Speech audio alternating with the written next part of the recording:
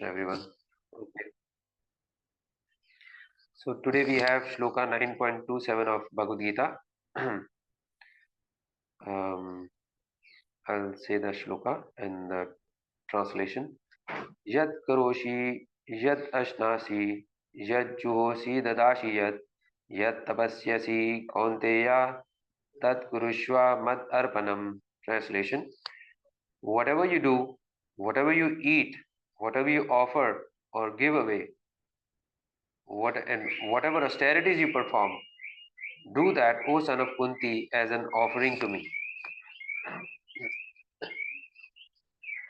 Okay, so the shloka before this was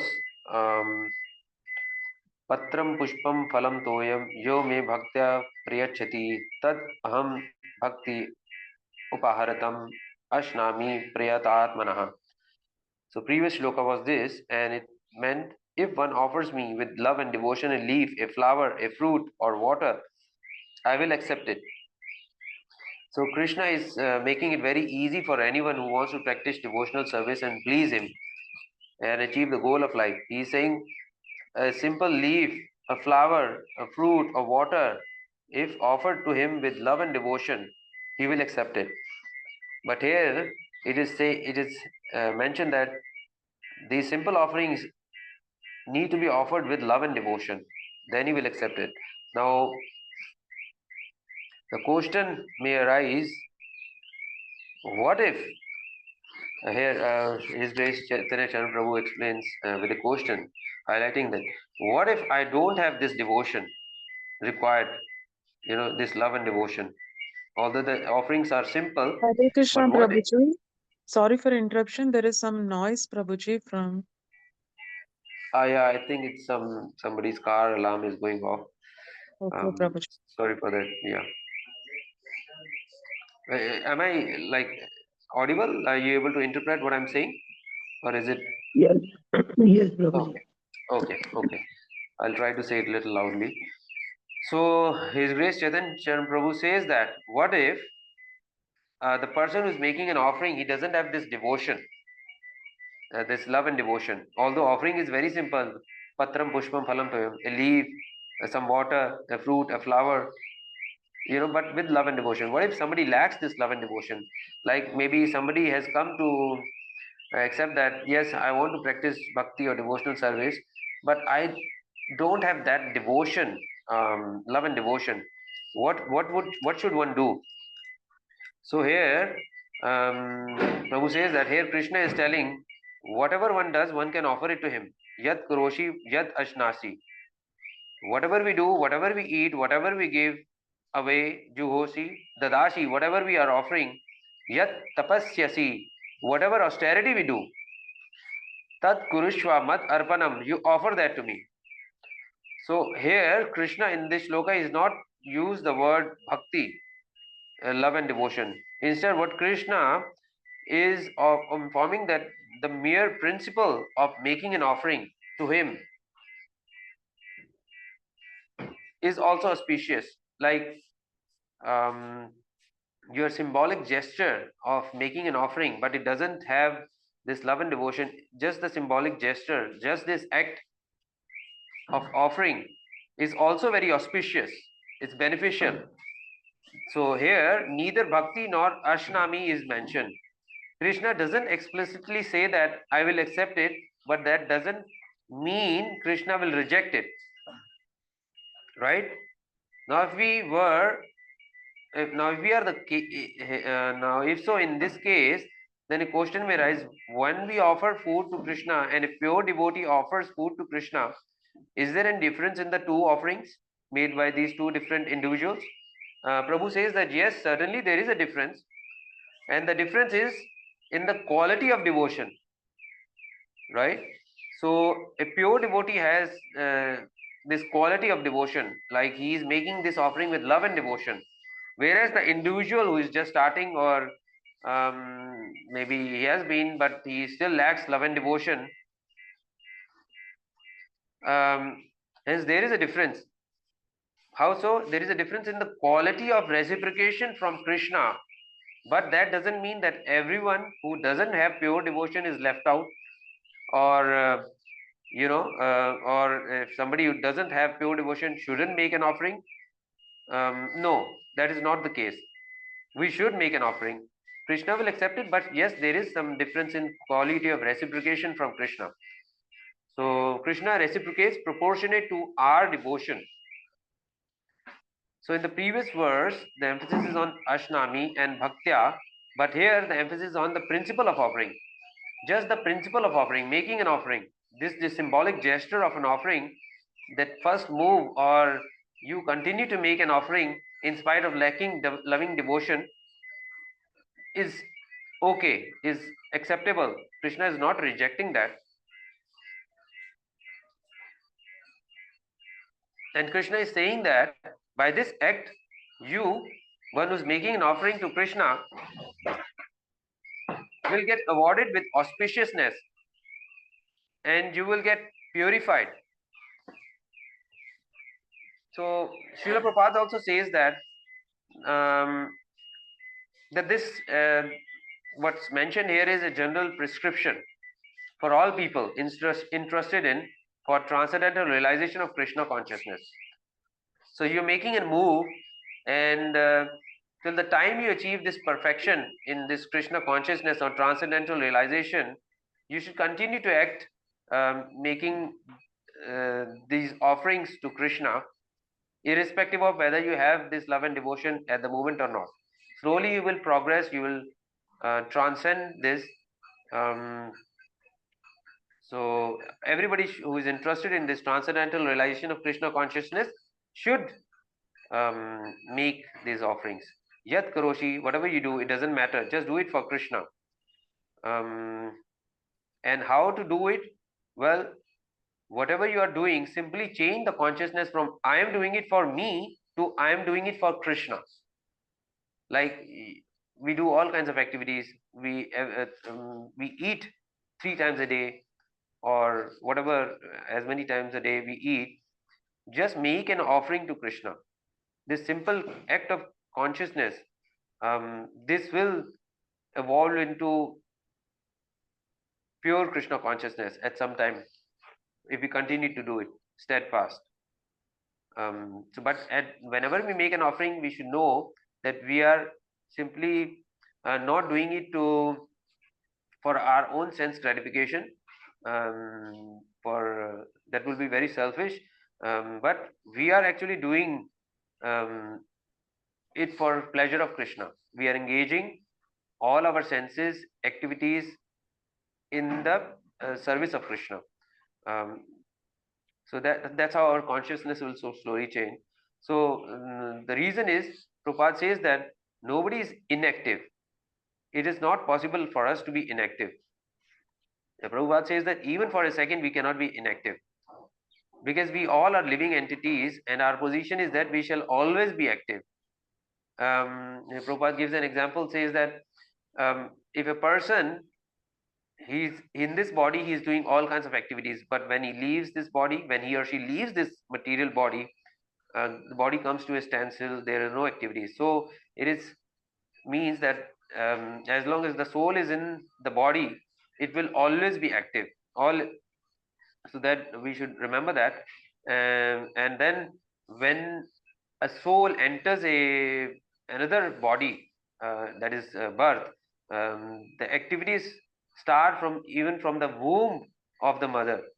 At the age of 7, the child becomes active. From the very age of 7 months, the child becomes active. So the spirit soul is always active. Spirit soul is always active, always conscious, as in it is the symptom of the soul to be always conscious. There is consciousness in the soul, and it is always performing activities. So all these activities should be dovetailed in Krishna consciousness. Yat Karoshi, whatever we do. So in this material world, the situation or the design as such of this material is that every action has got its reaction. So now we are active, we will be acting, and we should dovetail it for Krishna's pleasure, Krishna's service. Otherwise, being active in this material world under the influence of three gunas, if we do any activities and it's not for Krishna, then there will be a reaction. In the fourth chapter, it is mentioned that what sort of work we should do, or what sort of work is prescribed. Yagya arthe karmano anyatra loko vayam karma bandhana. This is 3.9 shloka of Bhagavad Gita. Work done as a sacrifice for Lord Vishnu has to be performed. Otherwise, work binds one to this material world. Therefore, O son of Kunti, perform your prescribed duties for his satisfaction. And in that way, you will always remain unattached and free from bondage. So karma bandhana means you become bound up by the resultant reaction. Now soul is active, it is always active, and otherwise if it is not in Krishna consciousness, work not done for pleasure of Krishna, it will bind us with a resultant reaction. We know that to every action there is a reaction.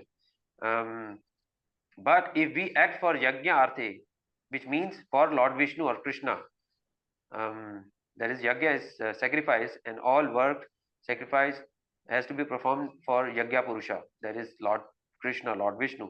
Then in that case there is no reaction. Reaction means if you do pious activities, piety, you will get good reaction, and if you do bad activities, you will get bad or sinful activities, you will get sinful reaction. But in either case, it binds us to this material world, to the material body. But so that means this work is not transcendental. It is still in the so it will bind us, and as a result of these accumulated reactions for all the actions we perform, whether good or bad, we will the person who is doing this will end up taking a material body. If he gets a material body because of doing pious activities, he can be elevated to heavenly planets and get a body of a demigod.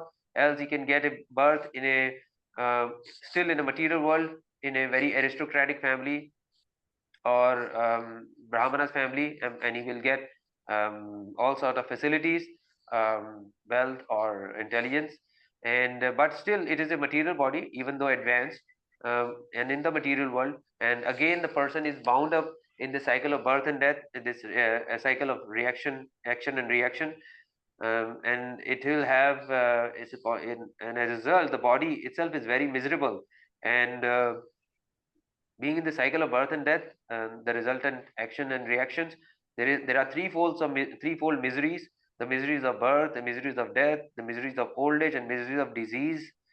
Um, though and these always continue.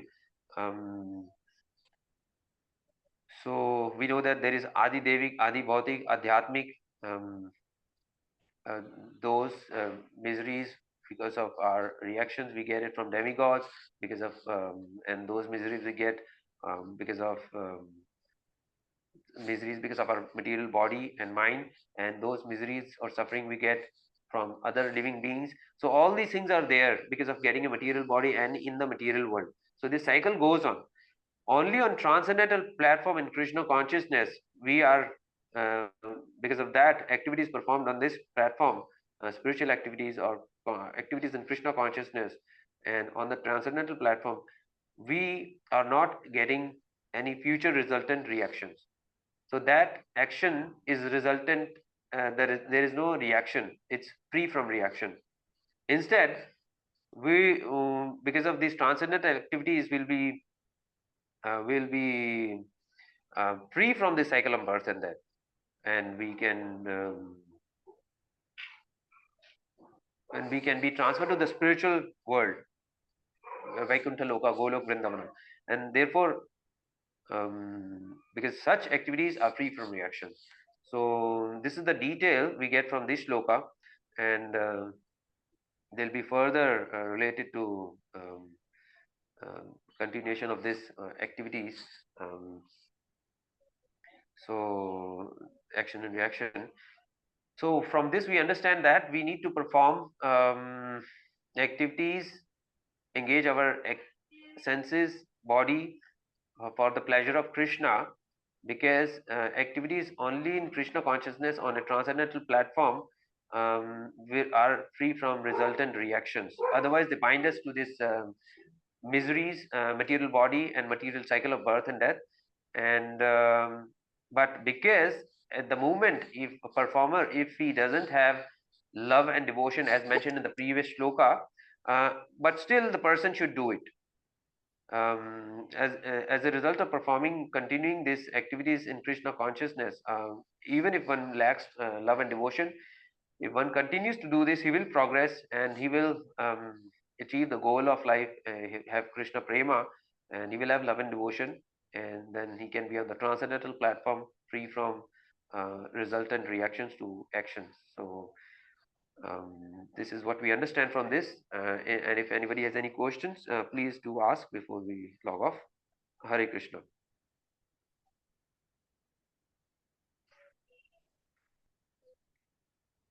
Anybody has any questions? Any questions, Prabhuji's Mataji's? Thank you, thank you, Prabhuji. It was a wonderful class. Hare Krishna Mataji, thank you. Okay. Thank Hare you, Krishna, Amarendra Prabhu. Thank you so Prabhuji. much. Thank you everyone. Thank you for Hare joining. Krishna Prabhu. Thank you, Prabhu. So we'll for chant one wonderful time class. for Amarendra Prabhu as well as for all our spiritual progress. Hare Krishna, Krishna, Hare Krishna, Krishna Krishna, Krishna, Hare Hare Hare, Hare, Hare Hare Rama, Hare Rama, Rama, Rama Rama, Hare Hare. Hare Krishna, Hare Pranam, Krishna, pranam, Krishna Prabhu. Hare Hare Hare. Krishna, Dandavat Pranam Prabhuji. Prabhuji. Thank you so Pranam, much for the Prabhu. Hare wonderful Krishna to class. all devotees. Sandwich Pranam Prabhuji. Hare Hare Krishna. Thank you. Jai to all devotees are assembled here. Hare Krishna. Hare Krishna. Thank you, Prabhuji's Prabhu. Thank you, Mataji's everyone. Paran time, please have a look on that. Today Paran time starts from 9 to 10. Just check your respective locations.